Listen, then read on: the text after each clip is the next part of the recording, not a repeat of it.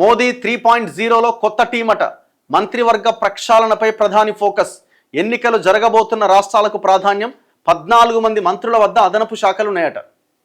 ఇప్పుడు ఈ cabinet expansion ఉంటుందా అంటే 100% ఉండే అవకాశమే కనబడుతున్నది. మొన్న ఆ పార్టీకి సంబంధించిన టీంని రెడీ చేసుకున్నారు, కానీ అందులో తెలంగాణ వాళ్ళకి ఒక్కరికి అవకాశం లేదు. ఆ కోర్ టీంలో ఉన్న ముగ్గురిని కూడా వీకిరు. లక్ష్మణ్ని తీసేసిరు, డీకే అరుణని తీసేసిరు, బండి సంజయ్ని తీసేసిరు, అందరిని తీసిరు. ఓపెన్గా చెప్పిరట, మీరు ఈ టీంలో పనికిరారు అని చెప్పిరట. మన తెలంగాణ లీడర్లకు, బీజేపీలకు ఇజ్జత్ తీసిరు మనది.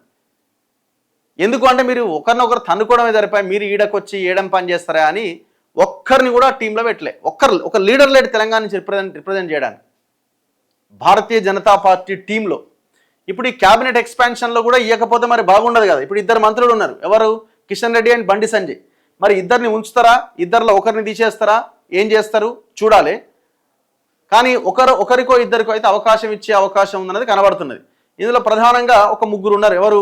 ఈటల రాజేందర్, డీకే అరుణ, అరవింద్. ఈ ముగ్గురులో ఎవరో ఒక ఇద్దరికి పదవి వచ్చే అవకాశం ఉంది, ఒకరి పదవి ఊడిపోయే అవకాశం ఉందని వార్తలు వినిపిస్తున్నాయి పొలిటికల్ సర్కిల్స్లో. మరి చూడాలి ఏం జరుగుద్దో. బీజేపీ కొత్త జాతీయ బృందం కొలువుదీరిన నేపథ్యంలో ఇప్పుడు కేంద్ర మంత్రివర్గ ప్రక్షాళనపై ప్రధాని నరేంద్ర మోదీ నేతృత్వంలోని నాయకత్వం దృష్టి సారించింది.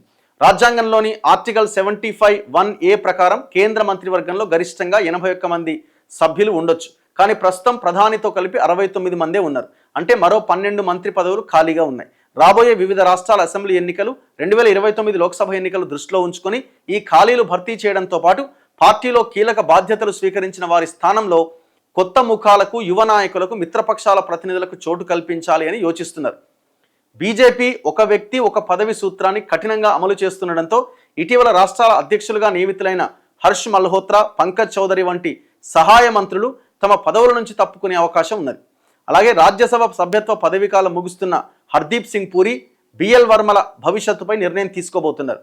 ఇప్పటికే విద్యాశాఖ మంత్రి పదవికి ధర్మేంద్ర ప్రధాన్, రాజ్యసభ కాలపరిమితి ముగియడంతో జార్జ్ కురియన్, రవనీత్ సింగ్ బిట్టులు రాజీనామా చేశారు. ఒకటికి మించి శాఖలు నిర్వహిస్తున్న 14 మంది కేంద్ర మంత్రులకు ఉపశమనం ఇవ్వబోతున్నట్టు సమాచారం. సో మిత్రపక్షాలు యూత్కు ప్రాధాన్యత ఉండే అవకాశం ఉందట. మోడీ 3.0లో ప్రస్తుతం 70 ఏళ్లు దాటిన మంత్రులు కనీసం 12 మంది ఉన్నారట. రాబోయే మార్పుల్లో వయస్సును కూడా ఒక ప్రమాణంగా తీసుకొని యువ నాయకులకు, మహిళలకు ఎక్కువ అవకాశాలు ఇచ్చేలా కసరత్తు చేస్తున్నారు. ఏక్నాథ్ షిండే నేతృత్వంలోని శివసేన నుంచి శ్రీకాంత్ షిండే పేరు వినబడుతున్నది. పంజాబ్ నుంచి ఆమ్ ఆద్మీ పార్టీ మాజీ ఎంపీలు తిరిగి ఎన్డీఏలోకి వచ్చే సూచనలున్న శిరోమణి అకాలీదళ నేతలకు ప్రాతినిధ్యం లభించే అవకాశం ఉంది. హిమాచల్ ప్రదేశ్, కర్ణాటక, తెలంగాణ, గుజరాత్, ఉత్తరప్రదేశ్ వంటి కీలక రాష్ట్రాల నుంచి కొత్త మంత్రులను తీసుకునేందుకు ప్రణాళికలు ఉన్నాయట. బీజేపీ కొత్త ఆఫీస్ బేరర్స్లో 50% పైగా అగ్రకులానికి చెందిన వారే ఉన్నారట. 8 మంది జాతీయ ప్రధాన కార్యదర్శుల్లో 6 అగ్రకులాలకు చెందిన వారే ఉన్నారు. 13 మంది జాతీయ ఉపాధ్యక్షుల్లో 7 అగ్రకులాలకు చెందిన వారే ఉన్నారు. బీజేపీ పాలిత రాష్ట్రాల్లోని 17 మంది ముఖ్యమంత్రులలో 10 మంది అగ్రవర్ణాలకు, 3 ఓబీసీ, 3 ఎస్టీ, 1 మెయిటీ వర్గానికి చెందిన వారు ఉన్నారు. అయితే అన్ని వర్గాలకు ప్రాతినిధ్యం అవకాశం ఇస్తామని ఒక సీనియర్ బీజేపీ నేత చెబుతున్నారట. ఈ నేపథ్యంలో కేంద్రం చేపట్టబోతున్న క్యాబినెట్ మార్పుల చేర్పుల్లో కొత్త మంత్రుల కూర్పు ఎలా ఉంటుందన్న చర్చ మొదలైంది. ఇక చూడాలి ఇది ఎవరికి వస్తుందంటే ఎవరికి తెలియదు. ఇది వాళ్ళు లిస్టు రిలీజ్ చేసినప్పుడే అవకాశం ఉంటుంది.